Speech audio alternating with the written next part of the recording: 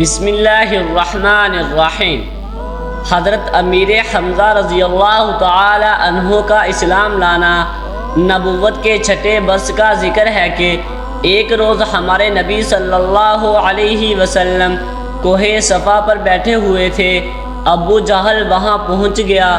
اس نے نبی کریم صلی اللہ علیہ وسلم کو پہلے گالیاں دی، اور جب نبی صلی اللہ علیہ وسلم گالیاں سن کر چپ رہے تو اس نے ایک پتھر حضور اکرم صلی اللہ علیہ وسلم کے سر پر دے مارا، جس سے خون بہنے لگا۔ نبی صلی اللہ علیہ وسلم کے چچا حضرت حمزہ کو خبر ہوئی، وہ ابھی مسلمان نہ ہوئے تھے۔ قرابت کے جوش میں ابو جہل کے پاس پہنچے اور اس کے سر پر اس زور سے کمان ماری کہ وہ زخمی ہو گیا۔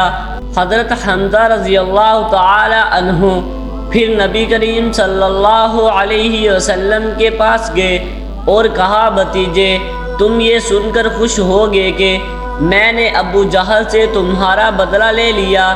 نبی علیہ السلام نے فرمایا، چچا جان، میں ایسی باتوں سے خوش نہیں ہوا کرتا۔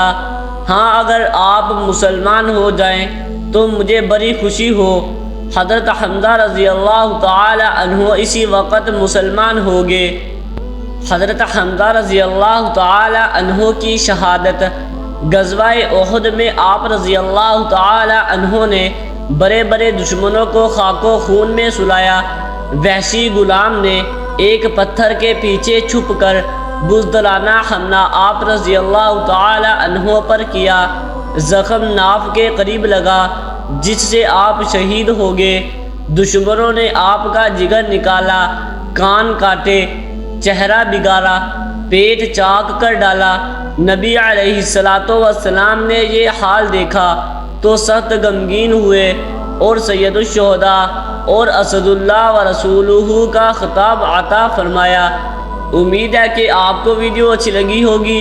ویڈیو اچھی لگی ہے تو ویڈیو کو لائک ضرور کر دیں اور چینل کو بھی سبسکرائب کر دیں، تاکہ اس طرح کی انفارمیٹیو ویڈیوز آپ کے پاس بر وقت پہنچتی رہیں۔